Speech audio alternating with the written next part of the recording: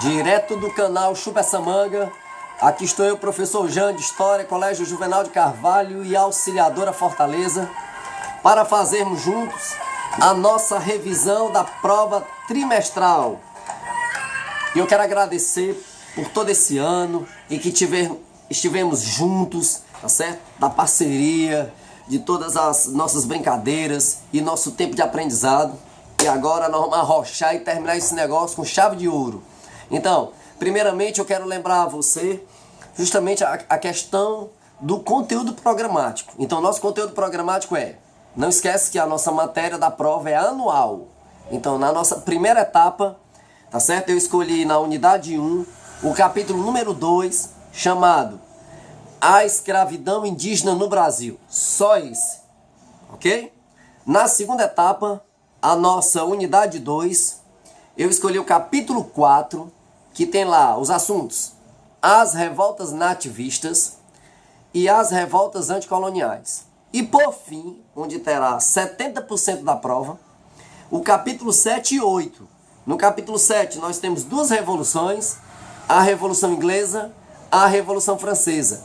E por fim, no capítulo 8, a famosíssima Revolução Industrial. Beleza, galera? Então vamos lá. Vamos arrochar esse negócio aqui. Então, vou começar pela escravidão indígena no Brasil. Vou revisar do começo do ano para cá, que é justamente dos assuntos que eu quero e que serão cobrados nessa trimestral.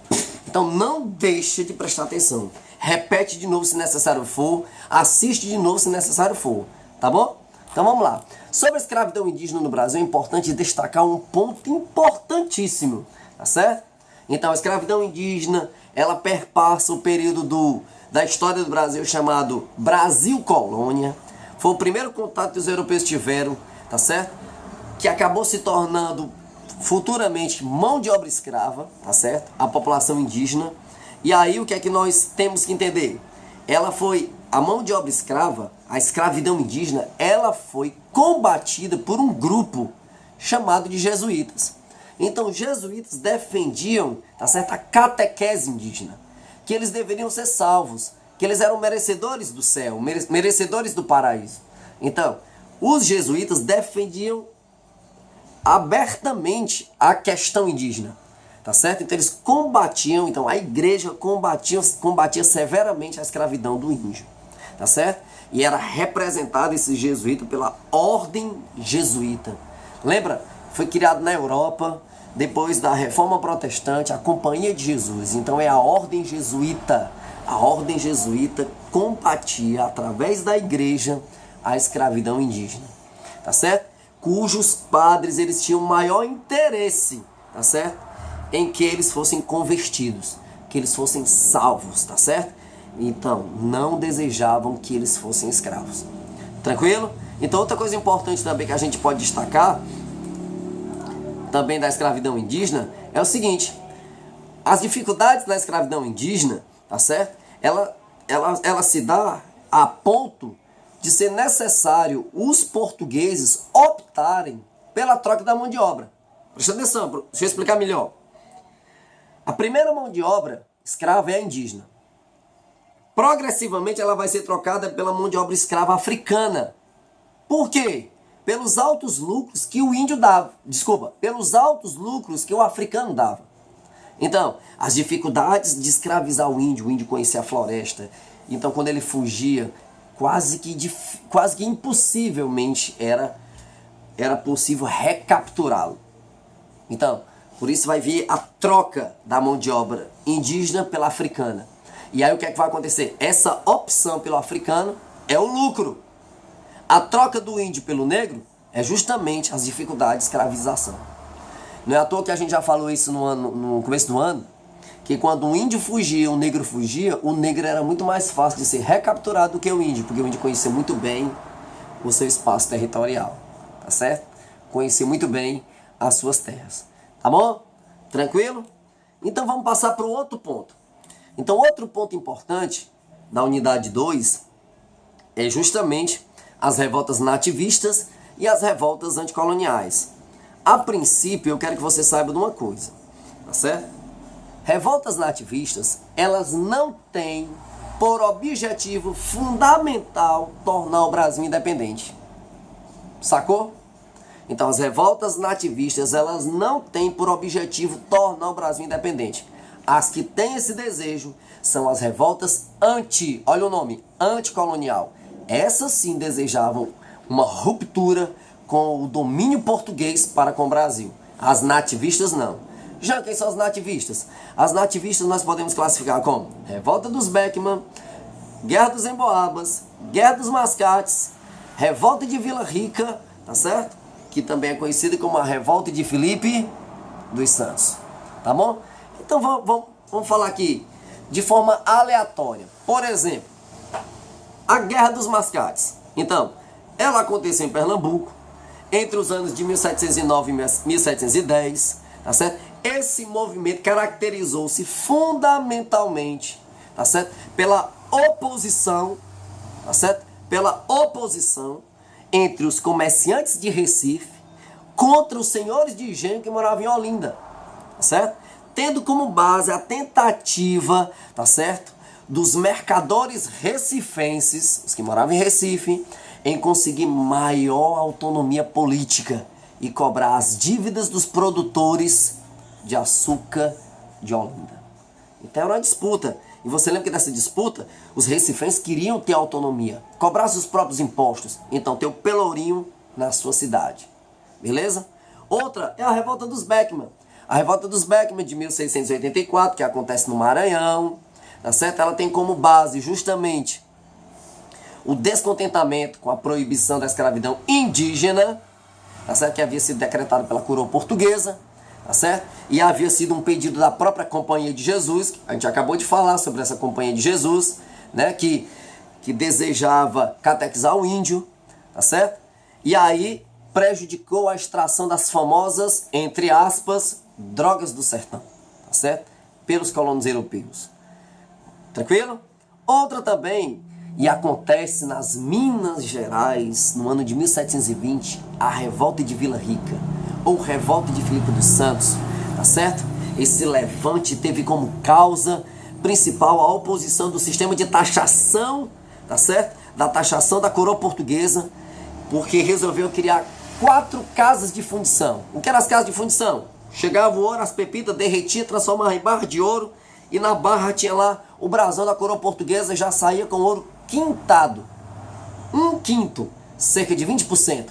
Isso fez com que a região mineradora se tornasse muito cara, e aí esse tropeiro, chamado Filipe dos Santos, tá certo? Que condena essa cobração dessas taxas, essa cobrança dessas taxas de impostos de 20% sobre o ouro, por conta de ter encarecido os produtos na região mineradora. Ele acabou sendo enforcado, esquartejado e seu corpo pendurado em postes. Outra também que acontece em Minas Gerais, que a gente não pode esquecer, é a de 1708.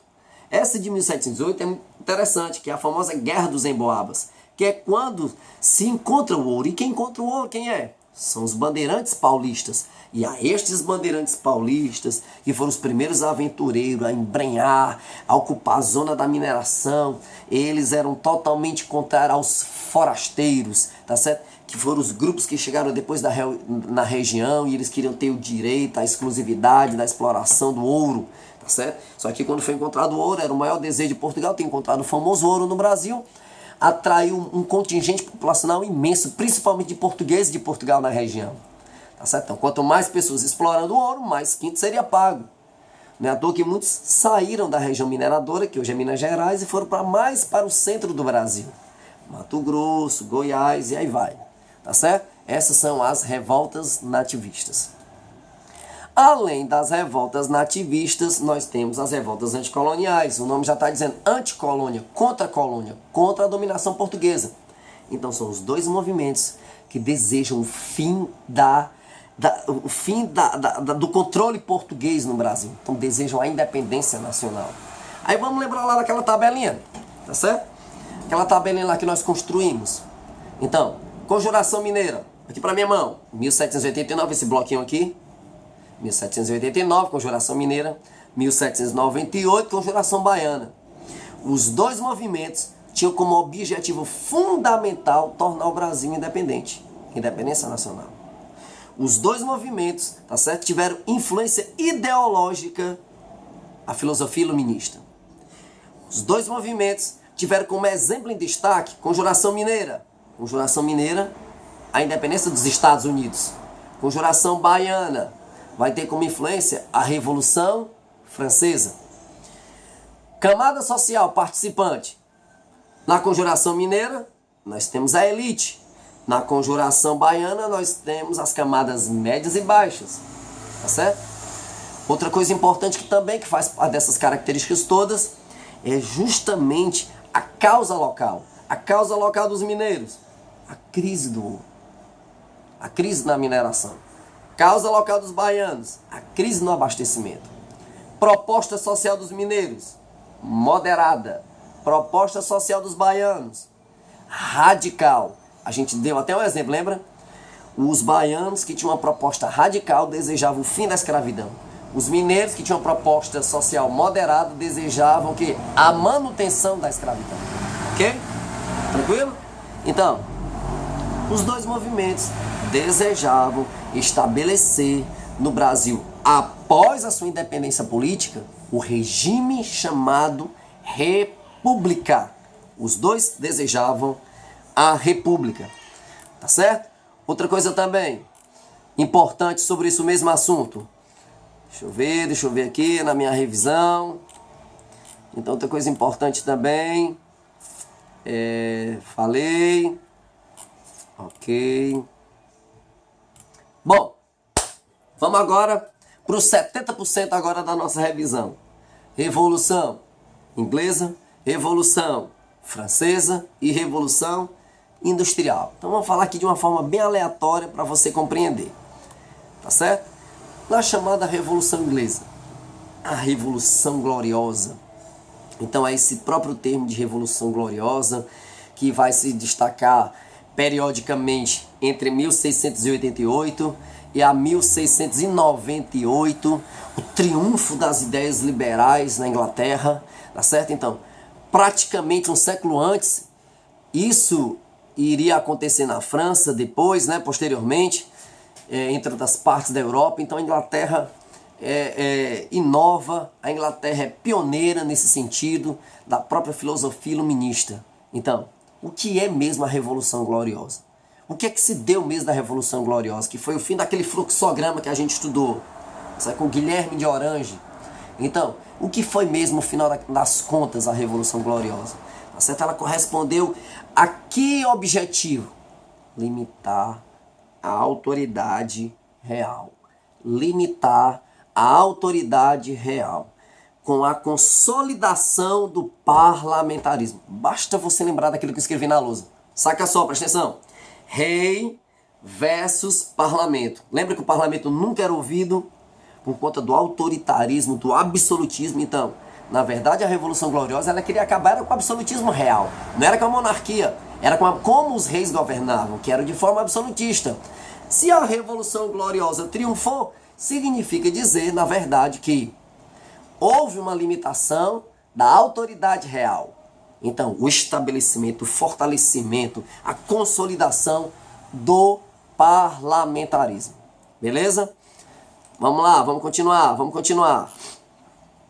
Então, entre outras coisas também que a gente pode destacar também sobre esse assunto, é o Bill of Rights, a Declaração de Direitos, tá certo? Ela resultou de um grande processo histórico, tá certo? Importantíssimo, de desdobramentos políticos, tá certo? Do século XVII, e tem como característica importante a aproximação econômica. Saca só, a aproximação econômica entre a burguesia comercial manufatureira, de novo, a aproximação econômica da burguesia comercial manufatureira e a nobreza, porque só a nobreza tinha direitos. Então houve essa aproximação da nobreza dos cercamentos, e só foi configurada com a Revolução Gloriosa. Ok? Então, vamos lá, vamos continuar. Como a gente já assistiu o filme Oliver Twist, tá certo?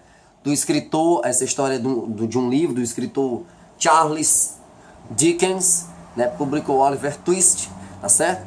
Então, é bem importante você lembrar de algumas imagens que a gente tratou sobre a questão da infância, na época da própria Revolução Industrial, tá certo? As condições. Então, o que é que estava acontecendo naquele período histórico? Um crescimento urbano muito grande. Por que estava acontecendo um crescimento urbano? Porque as fábricas se concentravam onde? As fábricas se concentravam nas cidades. Você lembra que ele resolveu ir para Londres, o Oliver Twist? Tá certo? Mas o que é que ele encontrou lá também? E havia um grande crescimento urbano, porque o contingente populacional cresceu muito. Porque agora trabalha era nas fábricas. Então, nós nos deparamos com aquelas imagens com o quê? Com muita pobreza. Então, crescimento urbano, pobreza que acompanhava aquele desenvolvimento material. Tá certo? Que desenvolvimento material? Da Revolução Industrial. Revolução Industrial, crescimento urbano, pobreza. A mão de obra era o quê? Barata. Pobreza. Tá certo? Então, vale ressaltar isso.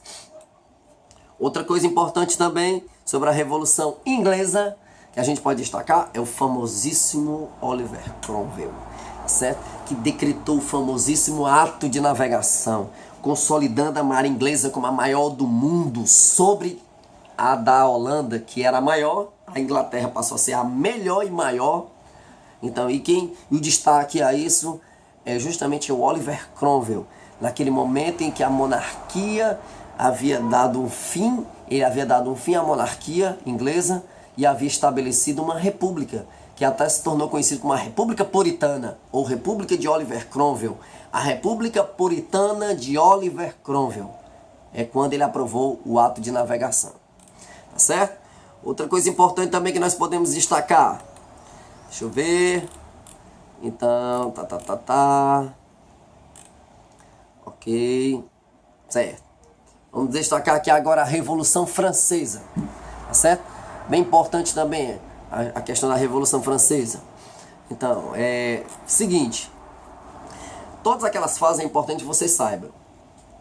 Assembleia dos Estados Gerais, segunda fase. Assembleia Constituinte ou Assembleia Nacional Constituinte. Convenção Nacional ou período do terror. E por fim, o diretório. Tá bom? Você tem que saber isso. Então, no período, por exemplo, do período do terror, a Convenção Nacional, tá certo? Havia uma forte centralização do poder. Você até lembra das arbitrariedades, a guilhotina foi usada exageradamente. Então, tinha como competência, né? Eles tinham um tribunal, eles próprios tinham um tribunal chamado Tribunal Revolucionário, que a competência era punir. Punir com o quê? Com a morte de todos os suspeitos de oposição ao regime. Que regime? O regime dos jacobinos, tá certo? Ao período do terror, tá certo? Então, houve muitas mortes nesse período. Naquela fase, a Assembleia dos Estados Gerais foi onde aconteceu a tomada da Fortaleza da Bastilha, justamente pela decisão do primeiro e segundo estado em aumentar novamente os impostos para tentar sanar as dívidas da França, tá certo? Então, a famosa queda da Bastilha é o fato histórico mais importante da história da Revolução Francesa. É feriado para eles, que é o 14 de julho. 14 de julho, 1789. Tomada da Fortaleza da Bastilha. A queda da Fortaleza da Bastilha. A queda da Bastilha. Principal prisão política absolutista da França. Tá certo? É o maior símbolo do absolutismo francês. Tranquilo? Outra coisa importante também que a gente pode destacar, muito importante, deixa eu ver, pronto. Vamos agora falar um pouco sobre Revolução Industrial, que é onde tem uma maior margem de questões na nossa prova. Não esquece, nossa prova tem 16 questões, tá certo? Você não pode errar. Vai estar lá aquela tabelinha lá em cima. Você pode rasurar suas questões tudinho lá. A, B, C, D, E. O importante é a letra que você vai escrever em cada quadradinho daquele. Que nós corrigiremos apenas olhando para aquela tabelinha que está lá no topo das questões. Abaixo das instruções da sua prova. Então, por exemplo, características da Revolução Industrial. A gente anotou algumas importantes na lousa, naquele resuminho. A substituição da manufatura pela indústria. Lembra que eu falei que existia três tipos de indústria? A artesanal, manufatureira e a mecanizada. Se a gente está estudando a mecanizada, então, quem foi superada? A manufatureira. Passa da manufatureira para a mecanizada, ou pela indústria. Porque ela vai usar como ferramenta principal o quê? A máquina. Máquina, ferramenta. E a progressiva divisão do trabalho. Lembra daquela história de dividir o trabalho, as etapas do trabalho? Aquele exemplo que eu dei da canetinha, tá certo? Aquele exemplo do meu passador de slide, tá certo? Então, peça por peça, cada um responsável por uma parte, divisão do trabalho, tá certo? E claro, a submissão, a disciplina, tá certo? Do operário, do trabalhador, a fábrica, a disciplina fabril. Isso foi por causa do quê? Foi por causa do relógio. Então o relógio acabou disciplinando o homem na fábrica, tá certo? Outra coisa também importante, o homem passou a vender a sua força de trabalho. Foi até isso que nós definimos para proletariado, que no Brasil nós chamamos de assalariado. Então o que é isso?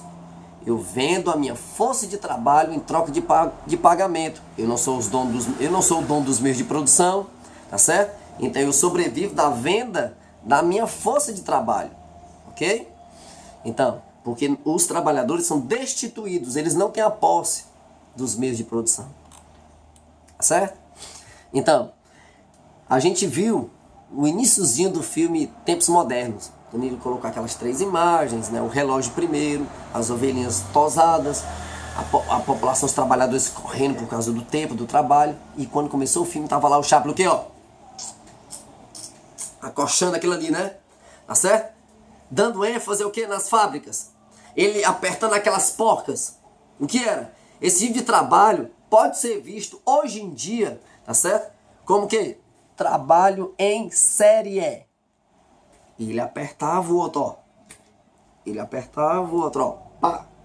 Então, trabalho em série, divisão do trabalho. O trabalho em série é o que está nos tempos modernos. Do Chaplin, Charles Chaplin. Tá certo? Então, nós falamos também na aula que os operários tinham uma jornada de trabalho exagerada de 14 até 18 horas por dia. Tá certo? Parando apenas para refeições, os coitados. Então, mas depois de uma conquista operária, tá certo?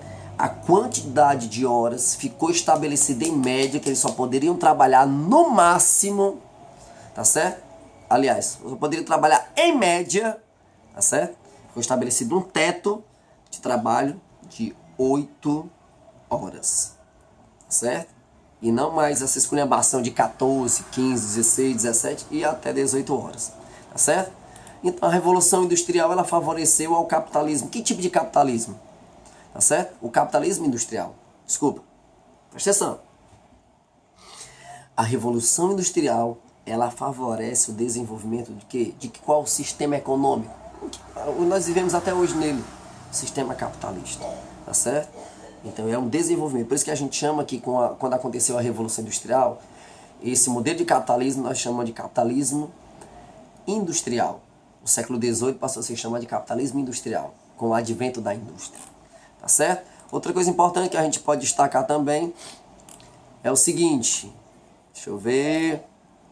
A gente aprendeu que a nação pioneira na Revolução Industrial é a Inglaterra. Tá certo? A primeira nação.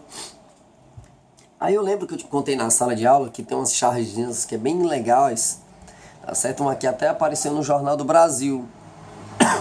Desculpa. No dia 19 de fevereiro de 1997. A charge ela dizia assim, ó. Vou me aposentar amanhã. E sabe o que vou fazer? Vou andar até o fim desta linha de montagem e descobrir o que estou fazendo há 30 anos. Ó, o cara ia se aposentar. E até o fim da linha de montagem, sabia o que é que ele estava fazendo até os 30 anos de trabalho. Por causa da divisão em série. Lembra que eu falei na sala? O importante é ele saber a parte dele. Não importa saber a parte que o outro vai fazer. Porque ele não vai fazer. E aí, de tanto fazer em série, ó, que estava lá no filme do Chaplin, a gente desenvolve uma memória de trabalho, uma memória funcional. Tá certo? Interessante, porque cada um vai fazendo uma parte da coisa. Então, retrata o que é a intensa divisão do trabalho, tá certo? Cada operário submetido à sua parte, tá certo? Então, e a atividade industrial não depende do conhecimento de todo o processo do operário. Por quê? Porque ele não vai fazer outra parte. O importante é ele fazer a parte dele, tá certo? Então, com a Revolução Industrial, com esse modelo desse capitalismo industrial, surgiram novos grupos sociais, que a gente chama de operariado e proletariado. O operário, aquele que vai para a fábrica, tem uma jornada de trabalho, certo? O proletariado, que vende a sua força de trabalho em troca de pagamento. Então surge tudo isso, tá certo?